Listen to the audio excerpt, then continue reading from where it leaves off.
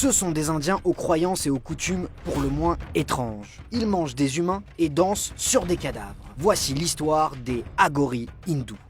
Ici, à Varanasi en Inde, l'une des plus grandes villes de la planète et l'un des lieux les plus sacrés au monde, se trouve le Gange. Et des milliers de personnes s'y réunissent pour purifier leur karma, prier, mais surtout dire au revoir à leurs proches décédés qu'ils brûlent, puis qu'ils jettent dans cette rivière sacrée. De nombreux lieux de crémation sont donc installés dans la ville, et ces derniers attirent les Aghori, un mouvement extrémiste hindouiste. Détestés en Inde, où on les accuse de jeter des mauvais sorts, et redoutés en Occident, où l'on raconte qu'ils mangent de l'humain, les Aghori fascinent le monde entier par leurs coutumes et leur mode de vie qui dérangent. Selon plusieurs spécialistes, le mouvement Agora proviendrait des Kapalika, les porteurs de crâne, une secte tantrique originaire du Cachemire qui aurait par la suite pris forme et évolué en Inde au XVIIe siècle.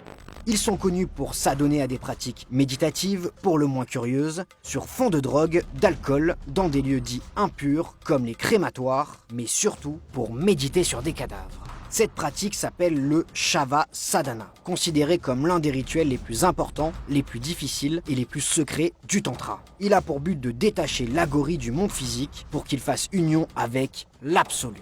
Portés par le dieu de la destruction Shiva, les Aghori vivent, dansent et parlent avec les cadavres. Et si ça vous paraît bizarre, pour eux, c'est tout à fait normal. Cela leur permettrait d'accéder à l'éveil spirituel. Mais les Aghori ne font pas que ça. Ils mangent également les morts. Une pratique qui a un sens bien profond dans leurs croyances. Selon eux, manger de la chair humaine les aiderait à faire taire leur ego et ainsi à se connecter au monde du divin. Les Aghori n'ont pas peur des morts, bien au contraire. Ils pensent qu'en les consommant, ils s'abreuvent de leur sagesse et de leur pouvoir. Mais ils ne s'arrêtent pas là.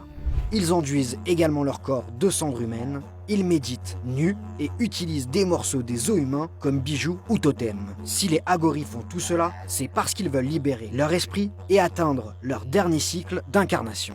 Bon, à première vue, on pourrait penser qu'ils n'aiment pas vraiment les hommes. Pourtant, les Aghori sont portés par l'amour. Ils pensent que tous les êtres humains se valent, que le bien et le mal n'existent pas, et que chacun mérite considération et amour, y compris ceux qui sont rejetés par la société hindouiste. Ils aident les lépreux, les pauvres et les intouchables, un groupe d'individus considérés comme impurs par les Indiens de caste supérieure. Ils veulent dépasser la dualité entre le bien et le mal et croient en l'égalité entre les âmes. En somme, on pourrait dire que les Aghori luttent à leur manière contre les discriminations.